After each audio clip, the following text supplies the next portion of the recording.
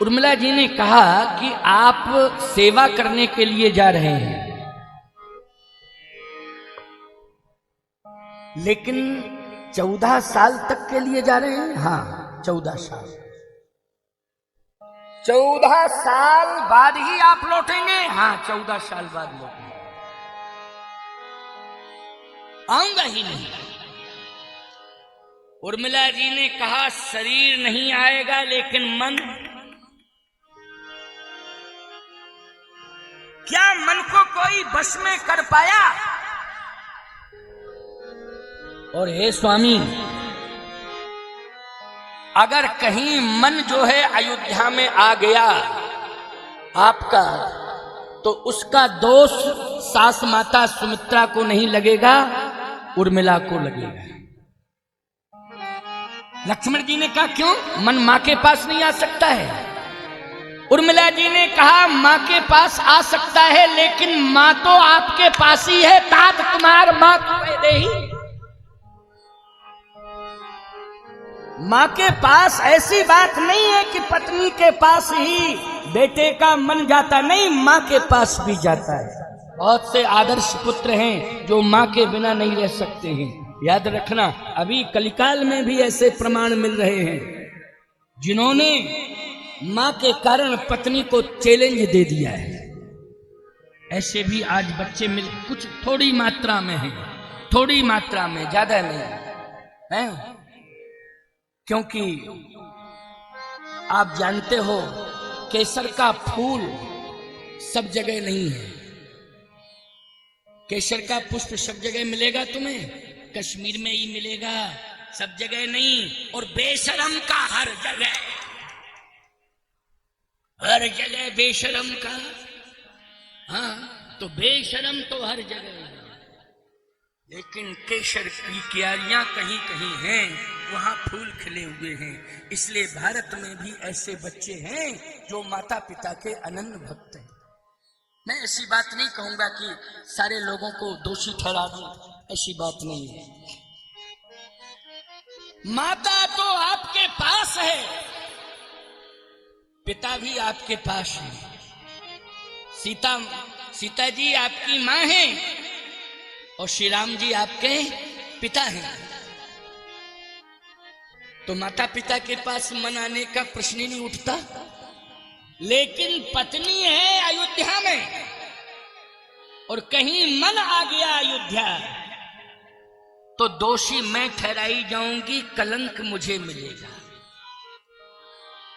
इसलिए शरीर ही नहीं, मन भी नहीं आना चाहिए अयोध्या। समझ रहे हो कि नहीं? क्या कहा? मन भी नहीं आना चाहिए अयोध्या। लक्ष्मण जी ने कहा नहीं आएगा अयोध्या, मेरा मन नहीं आएगा। उर्मिला जी ने कहा फिर भी एक उपाय है, इसको स्वीकार करो। बताओ क्या है? दौड़ी दौड़ी गई अंदर, एक बाण ले आई। बाण अपने पास रखे थी, पता नहीं कब से रखे हुए थे। और जैसे ही बाण को लेकर के आई, कृतवास रामायण की बात सुना रहा हूं, उर्मिला जी का चरित्र उसमें है।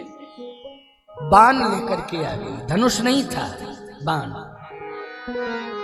कहा ये बाण क्यों लाई हो, धनुष क्यों नहीं लाई? कहे धनुष तो आपके पास है, तो बाण भी तो मेरे पास है। नहीं, ये मेरे नाम का बाण है, ये मेरे नाम का बाण तो बहुत है, वो राक्षसों के लिए है, और ये बाण मेरे लिए है जो मैं दे रही हूं। वाह, इसका मतलब क्या हुआ? लक्ष्मण जी ने कहा मतलब बताओ, तात्पर्य क्या है?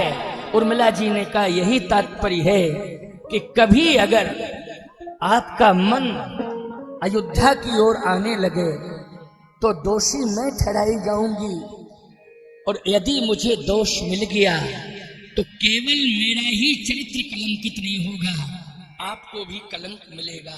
मैं नहीं चाहती हूं कि मेरे कारण रघुनाथ की सेवा छूट जावे, मेरे कारण धरती की सेवा छूट जावे, मेरे कारण देवताओं की सेवा छूट जावे, मेरे कारण महात्माओं की सेवा छूट जावे, मेरे कारण आपका सत्य और धर्म आपसे दूर हो जावे, मैं ये नहीं चाहती हूँ, क्योंकि आप धर्म और सत्य की रक्षा करने के लिए जा रहे हैं। सत्य और धर्म की प्राथमिकता होनी चाहिए। पत्नी अगर दुनिया से चली जाएगी तो दोबारा मिल जाएगी, लेकिन धर्म चला जाएगा तो फिर दोबारा लौटने वाला नहीं है। इसलिए सत्य और धर्म की रक्षा होनी चाहिए। मन अगर कहीं आने लगे तो मन को मत भेजना, बस इसी बाण को धनुष पर चढ़ा करके अयोध्या की ओर संधान कर देना, और मैं अपने हृदय में लेकर के प्राणोत्सर्ग कर दूंगी, लेकिन आपके चरित्र पर कलंक नहीं आने दूंगी, आपके चरित्र पर किसी भी प्रकार की कोई टिप्पणी नहीं होने दूंगी। ये मैं आज संकल्प ले रही हूं। लक्ष्मण जी ने कहा बस बाण देने की जरूरत नहीं है, तेरे आन ने ही बहुत बड़ा संबल दे दिया है। आन मानी प्रतिज्ञा। क्यों भाई, क्या है आन बान कहते हैं ना, आन बान शान, ये प्रतिज्ञा होती है। बस बस कर, मैंने समझ लिया है कि तेरा मन इतना निर्मल है, इतना निर्मल है कि बाण भेजने की जरूरत नहीं है, तेरा मन ही मेरे पास पहुंच करके मेरे मन को रोक देगा। देखो कितनी बढ़िया बात है। लक्ष्मण जी ने भी जवाब बहुत अच्छा दिया, तेरा मन इतना निर्मल है कि तेरा मन ही मेरे आने वाले मन को रोक देगा, इसलिए मन मन की लड़ाई होने दो। क्यों भाई, यहाँ बान मान छोड़ो, यहाँ तो मन मन का युद्ध होने दो। तेरा मन जो है हमारे मन को आने ही नहीं देगा, वहीं रोकेगा, क्योंकि मन को रोकने की क्षमता तन में नहीं है लेकिन मन में है। बोलो भाई, मन को रोकने की क्षमता तन में नहीं है, मन को रोकने की क्षमता तो केवल मन में ही होती है। इसलिए लक्ष्मण ने कहा तेरा मन इतना निर्मल है कि मेरे आने वाले मन को आने ही नहीं देगा, तेरे पास वहीं रोक के रखेगा।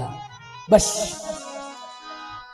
अब सुनो जरा, एक बात और सुन लो, इसके बाद में वाणी को विश्रामित करूंगा 5:30 बजे, 5:45 बजे तक आरती होगी तभी जा पाओगे, और अभी 15 मिनट शेष रह गए मात्र। वो बात अलग है कि आपको पता नहीं चलता है, लेकिन मुझे तो पता चल ही जाता है। घड़ी देखते रहते हैं ना, टाइम हम देखते हैं, आपको लेकिन पता नहीं चलता है। कोई बात नहीं, कथा के प्रेमी हो इसलिए आपको पता नहीं चलता है। उर्मिला जी ने कहा कि एक प्रार्थना मेरी है, उससे आप स्वीकार कर लें। क्या? बस मैं 2 मिनट का समय मुझे दे दो। अच्छा ठीक, ले लो। अंदर गई और थाल में चंदन, अक्षत, दीपक और माला ये लेकर के आई, यानी दीप को प्रज्वलित करके लाई, प्रज्वलित करके लाई है दीप।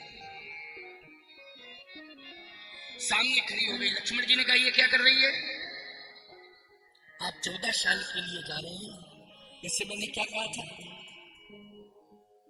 कि सैनिकों को विदा किया था, माँ ने बेटे को विदा किया, पत्नी ने पति को विदा किया, माला पहनाई, तिलक किया, प्रणाम किया, आरती उतारी ना, अभी अभी मैंने उदाहरण दिया था। ये शिक्षा उर्मिला जी से लिए, कथाएं सुनी हैं, तभी तुम्हारे अंदर ये भावना आई है, नहीं ऐसे सामान्य सहज में नहीं। उर्मिला जी ने कहा कि मैं आपकी आरती उतारना चाहती हूं, माला पहना करके विदा करूंगी, चंदन लगा के, तिलक लगा के। कहा नहीं, मेरे भैया राम का तिलक ही तो हो रहा था, मेरे भैया राम की आरती ही उतारी जाती, लेकिन जब मेरे बड़े भैया राम का तिलक नहीं हो पाया, उनकी आरती नहीं उतर पाई, तो फिर मैं अपनी आरती नहीं उतरवाऊंगा, ना ही तिलक लगवाऊंगा, ना माला पहनूंगा। लेकिन सत्य तो यह है कि पत्नी पति के लिए, पति की आरती उतारने के लिए दीप प्रज्वलित करके सामने आ जाए, वो आरती ना उतारे और दीप प्रज्वलित हो, और अगर बिना आरती किए बुझ गया तो बोलो भाई ये असगुन हो जाएगा कि नहीं हो जाएगा? बहुत बड़ा चैलेंज है। या तो दीपक जला ही नहीं होता अलग बात थी, लेकिन दीप जल रहा है, प्रज्वलित है, ज्योति दिखाई दे रही है।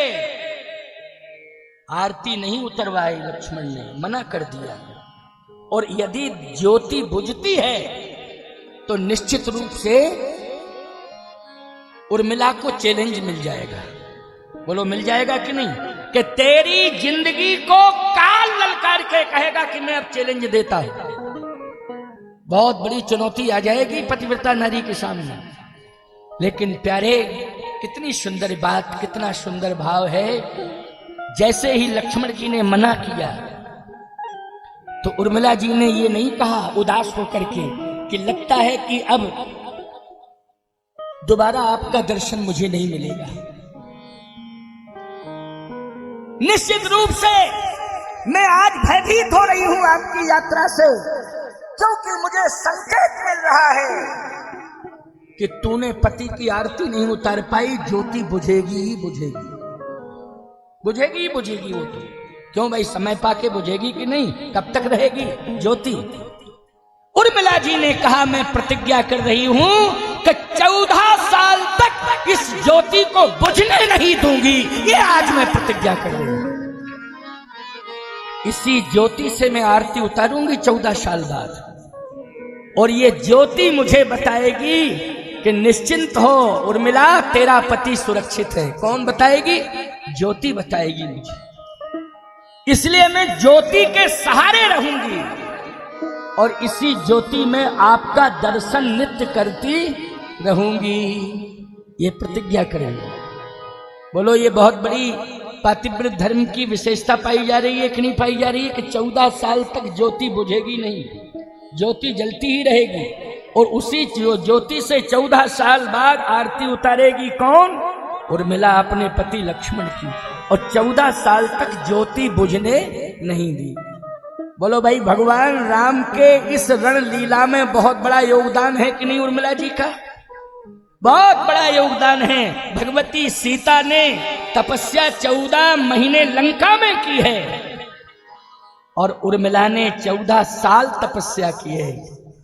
14 महीने की कठिन तपस्या सीता जी की लंका में रही वो हुई क्योंकि भगवान राम के साथ रही। तो याद रखना, पति का ही कार्य है कि पत्नी को सुरक्षित और संरक्षित रहे, लेकिन पति से दूर होकर के वो सुरक्षित रहे तो बोलो तपस्या है कि नहीं? लेकिन 14 महीना सीता जी पति से दूर रही, लेकिन उर्मिला जी 14 साल दूर रही। बोलो उर्मिला जी कितने साल दूर रही हैं? 14 साल। और सीता जी कितने महीने? केवल 14 महीने दूर रही हैं। वनवास काल की बात कर रहा हूं। इसके बाद मैं वाल्मीकि जी के आश्रम में गई, वो सारी कथा नहीं कहना, लेकिन वनवास काल की बात कर रहा हूं। तो 14 महीने कोई अलग रहे, ये विशेषता है कि 14 साल। 14 साल।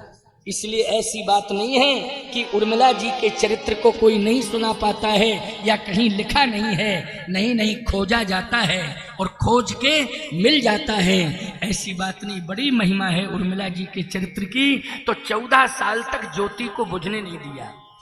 14 साल तक फूलों को मुरझाने नहीं दिया। ये भी विशेषता है कि नहीं? 14 साल जो फूलों की माला थी उसको मुरझाने नहीं दिया। बोलो ये भी विशेषता है कि नहीं? है विशेषता कि नहीं? जैसे ज्योति में घी डालते रहो, संभालते रहो तो जलती रहेगी। क्योंकि एक जगह 100 साल हो गए अखंड ज्योति जलते जलते। 100 साल शताब्दी समारोह मनाया था एक देवी जी के मंदिर का। 100 वर्ष पूरे हो गए, ज्योति बुझी नहीं, अखंड ज्योति जली। लेकिन डाली से टूटा हुआ पुष्प ईमानदारी के साथ बताओ कितना हुई इंतजाम से रखो, बोलो मुरझा जाएगा कि नहीं मुरझा जाएगा? उसे चाहे जितना संभालो तुम, चाहे जितना ठंडक में रखो तुम, चाहे जितने बड़े फ्रिज में रखो तुम, लेकिन 14 साल बोलो सुरक्षित रह पाएगा क्या? जल्दी बोलो, नहीं रह पाएगा। 14 साल में उसकी कंडीशन बदल जाएगी। क्यों भाई, बदल जाएगी कि नहीं? लेकिन 14 साल तक उस माला के पुष्प मुरझाए नहीं। यह है असंभव को संभव करना, असंभव को संभव करना। डाली से टूटा हुआ फूल 14 साल कभी सुरक्षित रह नहीं सकता है, लेकिन रह रहा है, खिल रहा है। तो बोलो असंभव को संभव करके दिखा दिया। यह है पातिव्रत धर्म। इसलिए उर्मिला जी की बहुत बड़ी महिमा, बहुत बड़ा त्याग है। और 14 साल तक दीपक को संभालती रही और माला के पुष्पों को समाप्त नहीं होने दिया, मुरझने नहीं दिया। मुरझाए नहीं हैं, खिले हुए हैं, प्रभाव में हैं, अस्तित्व हैं, में हैं, मुरझाए नहीं, मुरझाने ही नहीं दिया है। इतना बड़ा तप, इतना बड़ा त्याग, इतनी बड़ी पातिव्रत धर्म की बहुत बड़ी सुरक्षा और बहुत बड़ा कवच। बोलो, इन सबको सुरक्षित रखने में, ज्योति को, पुष्पों को सुरक्षित रखने में पातिव्रत धर्म कवच बन गया। क्या बन गया? कवच बन गया। और मैं कहता हूं, याद रखना कि केवल ये ज्योति के लिए ही पातिव्रत धर्म कवच नहीं है, माला के पुष्पों के लिए ही कवच नहीं है, लक्ष्मण के जीवन के लिए भी कवच बन करके पातिव्रत धर्म लक्ष्मण के साथ साथ चल रहा है, साथ साथ चल रहा है। प्यारे, तपस्या तो सुलोचना ने भी की है। बोलो, की है कि नहीं की है? सुलोचना ने भी तपस्या की है प्यारे। पातिव्रत धर्म उसके साथ भी जुड़ा हुआ है, लेकिन सुलोचना फेल हो गई। सुलोचना पास नहीं हुई। क्या हुई? फेल हो गई। अरे पति मर गया, विधवा हो गई, तो बोलो पतिव्रता फेल हो गई कि नहीं हो गई? फेल हो गई। लेकिन उर्मिला पास है। महाप्रलय में भी उसके व्यक्तित्व को, उसकी ज्योति को कोई महाप्रलय में भी नहीं बुझा सकता है। बोलो भाई, महाप्रलय में जलमग्न दुनिया हो जाती है, लेकिन महाप्रलय में भी ये ताकत नहीं है कि उर्मिला की ज्योति को कोई मंद कर दे या बुझा दे, अस्तित्वहीन कर दे। ये महाप्रलय में भी ताकत नहीं है। यह है पातिव्रत धर्म। लंका की पतिव्रता फेल हो गई और अयोध्या की पतिव्रता पास हो गई है। ये है पातिव्रत धर्म। वैसे तो एक ऐसा धक्का लगा था कि लंका में घी के दिए जल गए। जिस दिन लक्ष्मण के शक्ति लगी थी, उस दिन लंका में दीपावली मनाई गई थी। और जिस दिन रावण मरा था, उस दिन अयोध्या में दीपावली मनाई गई थी। क्यों भाई? जिस दिन रावण मरा था, उस दिन अयोध्या में घी के दिए जले थे दीपावली में, लेकिन जिस दिन लक्ष्मण के शक्ति लगी थी, उस दिन लंका में दीपावली मनाई गई थी, घी के दिए जलाए गए थे, नगाड़े बजाए गए थे, नाच गाने हुए थे। क्यों? रावण कहने लगा, मेरे पुत्र ने आज विजय प्राप्त कर ली है और मुझे भी अपने बाप को विजय दिला दी है। क्यों? सबसे बड़ा वीर योद्धा जो राम के पास था, लक्ष्मण, आज वो दुनिया से चला गया सदा सदा के लिए। मेरे बेटे मेघनाद ने ऐसी वीरता का परचम फैलाया है कि आज मैं विजय श्री को प्राप्त कर चुका हूं। लेकिन बोलो, लक्ष्मण की हर श्वास की रक्षा उर्मिला ने की कि नहीं की? जल्दी बोलो, बोलो, लक्ष्मण की हर श्वास की रक्षा किसने की है? उर्मिला जी ने की है।